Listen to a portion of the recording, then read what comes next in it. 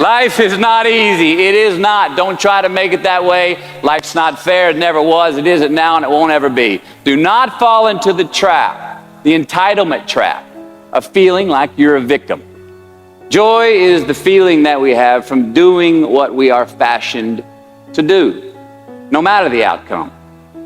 And I say, if happiness is what you're after, then you're going to be let down frequently, and you're going to be unhappy much of your time. Joy, though, joy is a different thing. It's something else. Joy is not a choice. It's not a response to some result. See, joy is always in process. It's under construction. It is in constant approach, alive and well in the doing of what we're fashioned to do and enjoying it. Joseph's life tells us life is not always easy. Life is not always fair. Life doesn't give us what we deserve. But no matter what life does to us, God is always good. Joseph has a tough life. Joseph has a rough life. In fact, what's amazing about Joseph is that the worst things in his life start with his family. I don't want to go there. I really don't want to go there. But is there anybody in the room? Just wink at me. You can't shout because they're on the road with you, but just sort of wink at me. Anybody ever had problems? Not outside, not on your job, not in the church, but in the house you live in? Anybody here ever been surrounded by haters with your same last name?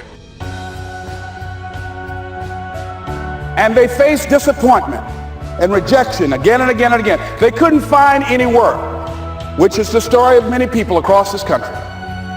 One guy stopped. He became discouraged. He stopped going. He stayed home looking at television, became very argumentative and toxic with his wife, drinking beer, getting on the phone, talking to his other negative, unemployed friends, and he just gave up.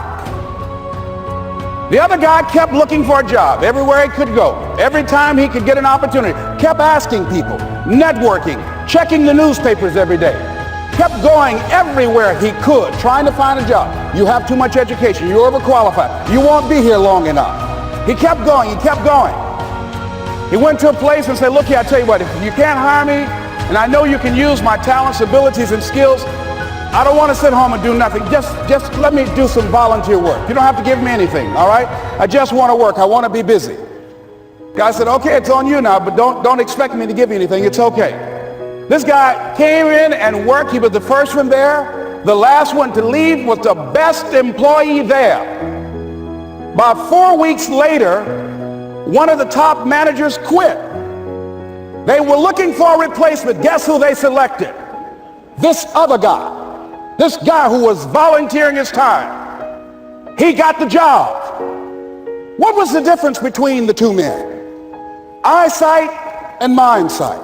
Eyesight is judging on what you see, judging according to appearances.